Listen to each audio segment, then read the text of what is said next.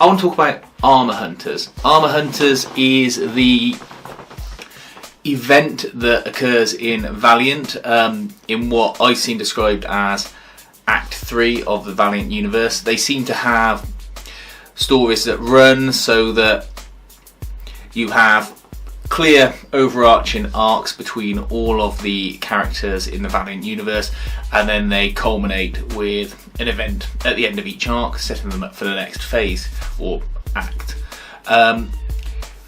This is following on from the Valiant as the previous arc's culmination. It features the majority of the main Valiant characters, with the notable exception of Archer and Armstrong. You've got Bloodshot, Exo Man of War, Unity, and Ninjak, and also the Eternal Warrior mixed in there.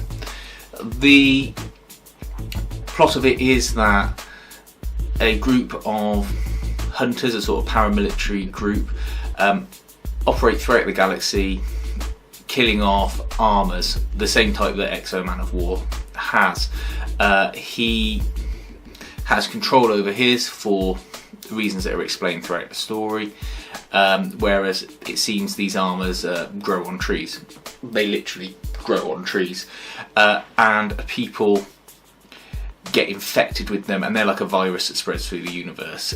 Quite what the purpose of them is never explained, but apparently there's a planet that they originate on, and that's what happens. The book is divided into clear sections. I say that because I've got the deluxe edition. I got this because A, there's a lot of different volumes to read. B, you have got a significant saving. I got this for about £22 on Amazon after a bit of waiting and searching. The individual trades would have cost upwards of £60 to buy altogether. And that's just too much for a comic book. But £22 for something that is that big and it's not filled with lots of crap and special edition gumph, it's pure story, is great. The Exo Man of War storyline is the background to the Armour Hunters, so there's very little Exo Man of War in that, and that's nice. It sort of peppers it with background information and exposition, whereas the Unity books are the action sequences.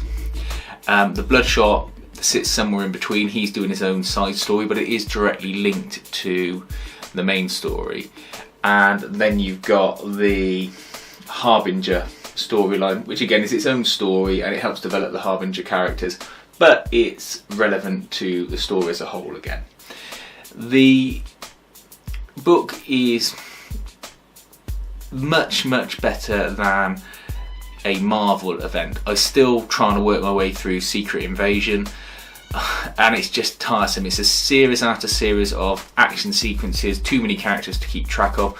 The way this book is split up, particularly in the deluxe combined edition where everything's in proper order, means that you get a nice coherent story, you get the action sequences where you want them, all the characters get time to breathe, and nothing's rushed or confusing, and you don't feel lost along the way. Again, this is one of the strengths of the Valiant universe. It all feels planned out and coherent, whereas your Marvel or DC ones, particularly Marvel, with their big events, it just seems like a great big bun fight for who's going to get centre stage and who can shout the loudest, and it gets confusing and boring by the end of it.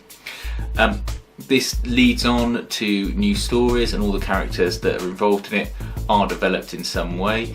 The art's excellent throughout it, and it's consistent, which is one of the most important things. I hate it when through a series or story arc the art changes dramatically, usually for the worst, as people who were on it to start with disappear and so on and so forth.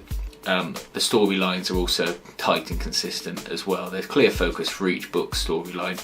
The Bloodshot one is good. It's more of the same Bloodshot, but you know, he turns up and does what he does. If you've read any of his other books, he's sort of a super soldier that can heal. He's got powers. He's got a combination of lots of different powers from different other superheroes sort of rolled into one. He's got a touch of Wolverine, he's got a touch of technological powers, so he can communicate with machines. I'll talk about him separately in another video.